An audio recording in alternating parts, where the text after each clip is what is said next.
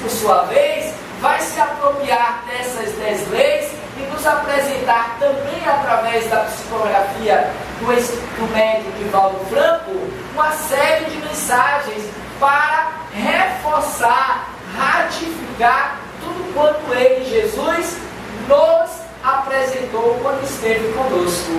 E dentre essas muitas histórias enriquecidas de beleza, de detalhes, que o Espírito Amélia Rodrigues nos apresenta nessa sua série de 10 livros, em que ela vai revivenciar esses momentos em que Jesus esteve conosco, ela nos apresenta em várias dessas obras esta família, que hoje falaremos um pouco, que a própria história não comenta tanto, pois que a passagem dela nos livros ditos sagrados são pouquíssimas, são raras.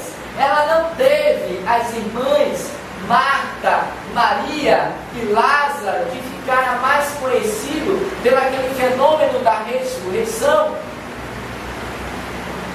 não são tão falados e propagados no Evangelho. Mas acreditem ou não, eles tiveram um papel fundamental na história da vida de Jesus.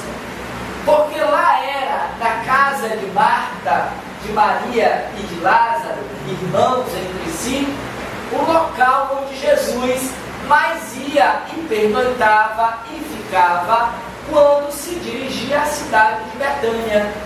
Naqueles trânsitos que ele fazia entre uma cidade e outra para levar a mensagem de Deus, ele e a multidão que o seguia, sempre que possível, pernoitava nesta casa simples e humilde, em que a mensagem do Consolador era passada por aqueles que se interessavam naquele reino diferente, naquelas ideias até então não concebidas por aqueles homens e mulheres daquela época. Se os discípulos que conviveram lado a lado com Jesus não foram capazes de compreender a dimensão da mensagem do reino de Deus, imaginemos aqueles outros que estavam na periferia do aprendizado e aqueles outros que ainda se encontravam mais distantes dessa mesma periferia. Logo, era preciso que essa mensagem ressurgisse, era preciso que essa mensagem voltasse de novo para poder despertar nas almas daqueles que lá estavam à época o sentimento crístico, o sentimento de amor, porque a principal mensagem trazida por Jesus para nós, espíritos encarnados na Terra, ainda que na qualificação de espíritos imperfeitos, dessa terceira ordem da escala espírita de Kardec, era que nós ascendêssemos, saíssemos da base, da classe 10ª, dos impuros, para nos elevarmos à condição, nesse momento, da segunda ordem dos bons, dos sábios, dos prudentes, dos superiores.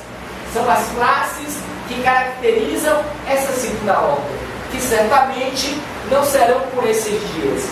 Mas o esforço que eu estiver fazendo, como fizeram as irmãs de Lázaro e o próprio Lázaro, adquiriremos valores, créditos para o futuro promissor, a fim de que hoje o fruto adormecido, verde, impróprio para a alimentação, possa amanhã tornar-se um bom fruto.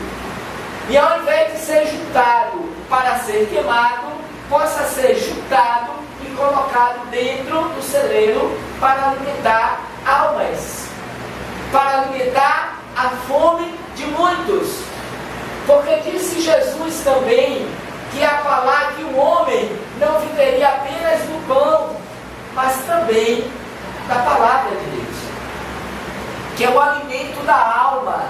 E para que nós sejamos esse agente transmissor desse pão da vida, é preciso que eu me qualifique, é preciso que eu me eleve a uma condição superior para poder despertar o desejo daqueles que ainda se encontram na sombra, ainda que aqueles que se encontram perdidos no nevoeiros da vida, vivendo apenas do aqui e do agora, desconhecedores desta verdade que nós, há 61 anos, os fundadores que ainda se encontram presentes na instituição, começaram a produzir, começaram a distribuir, porque esta mensagem é o pão da vida, é o que nos alimenta e que nos transforma, é o que nos faz repensar condutas, comportamentos, valores,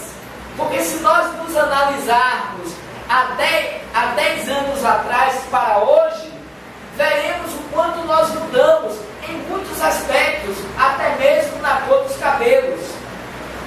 Porque nós, na medida em que nós envelhecemos, nós vamos passando para a idade última da existência corporal, nós vamos mudando até do ponto de vista corporal, mental, emocional. Aquilo que eu brigava e dava vida, hoje eu começo a pensar de uma forma diferenciada, sem tanta agitação, sem tanta adrenalina, mas a partir do princípio do bom senso, da lógica, do equilíbrio, do pesar das escolhas, do refletir sobre o que é melhor para mim no atual estágio da minha existência. Então, Amélia Rodrigues, a poetisa do além, ela vai nos brindar com essa mensagem de Jesus, a visita de Jesus à casa das irmãs Marta e Maria. E é interessante que as histórias dessa família, de um modo geral, ela se concentra em 2 momentos, pelo menos até onde eu consegui chegar, são as 2 mais representativas. Uma delas é aquela em que Jesus vai a Betânia, tá? E, em sabendo disso, um mensageiro corre na frente, como acontecia à época, para dizer às irmãs de Lázaro, Marta e Maria, que Jesus haveria de pernoitar naquela noite na sua casa. E a comitiva de Jesus, que não era pequena, porque vai dizer Joana de Ângeles, invariavelmente a multidão seguia Jesus. Um comparativo bem aquém da realidade espiritual de ambos, claro, mas é o que a gente vê em uma escala menor com Divaldo Franco. Observem, bastou dizer que Divaldo vai estar em algum lugar que a multidão corre para ouvi-lo. Pelo poder e pelo magnetismo em que ele transmite a mensagem e capaz de sensibilizar aquelas almas famintas pelo pão da vida, pela mensagem de transformação, pelo alento, pela consolação que ele, esse Espírito, ainda em processo de evolução e que se encontra, é capaz de já transmitir para todos nós. Então é uma grande alegria termos por perto a presença de Divaldo Franco, como era até pouco tempo atrás, 16 anos passados, a presença de Chico Xavier e tantos outros que ainda se encontram corporificados na matéria ou fora dela e que representam ainda esse nível de aproximação, de identificação com o nosso divino. Imaginemos, se esses citados são capazes de assim o fazer, imaginemos o próprio Jesus, a luz do mundo, o príncipe da paz. Então o poder de atração de Jesus por aquelas pessoas a ele é enorme, talvez seja incalculável. Então nesse dia ele resolveu, e não se sabe por quê, pernoitar na casa das irmãs Marta e Maria. E assim então ele se dirige. E quando ele chega lá, ele se surpreende com a agitação de uma delas. conhecida na história como sendo Marta, e a outra, Maria. E ele pode perceber nesse momento a diferenciação de alma, de valores, de necessidades. Porque Marta, que ainda hoje nos representa bem, ela estava agitada, ela estava inquieta, ela estava trabalhando, ela estava tentando arrumar a casa, fazer comida, aprontar as coisas, para que o divino amigo, apesar das boas intenções de Marta, pudesse ser bem acolhido. Enquanto que Maria estava lá, paradona, sentada, só em estado de graça para Jesus, não estava preocupado com o material, com o trabalho material.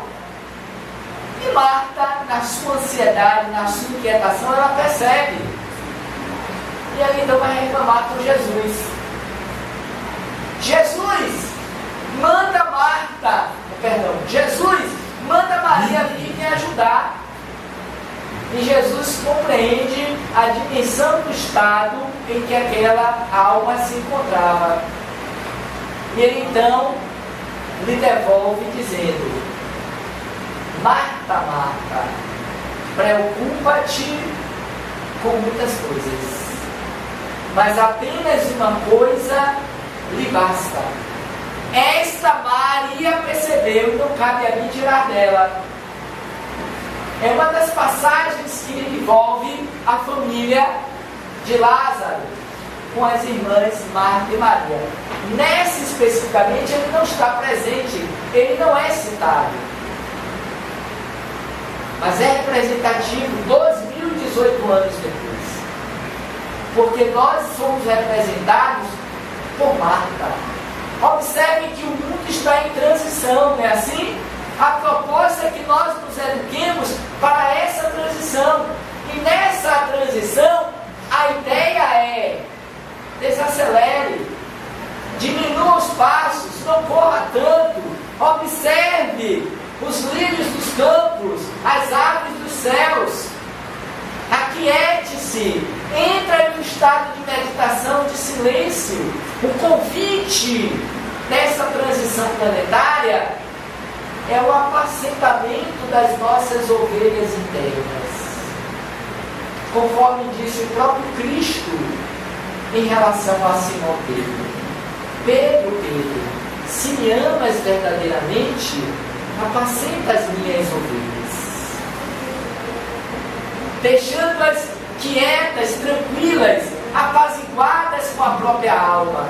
E Marta, como ainda hoje a vemos, é aquela criatura, aquela personagem estereótipo da pessoa ansiosa, da pessoa nervosa, da pessoa inquieta, da pessoa que não tem tempo para nada, da pessoa que está sempre volumosamente cheia de coisa para fazer e não para se olhar no espelho, para se perceber, não é capaz de se escutar, de escutar o que está presente no seu entorno, de olhar o nascer de um pôr do sol, de aquietar para ouvir uma boa música. É a pessoa que dorme já pensando no que vai comer, no que vai fazer no dia seguinte.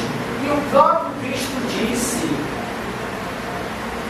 que nós não deveríamos nos preocupar com o dia de amanhã, porque o Pai, na sua infinita misericórdia e sabedoria, alimentava todos os seus filhos. Olhai os pássaros dos céus, eles não trabalham, nem por isso o Pai deixa de nos alimentá-los.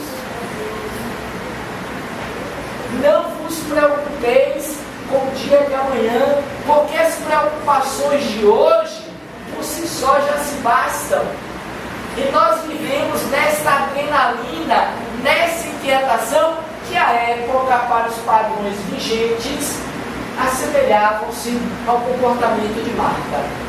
A diferença é que hoje nós multiplicamos por 100.000 mais.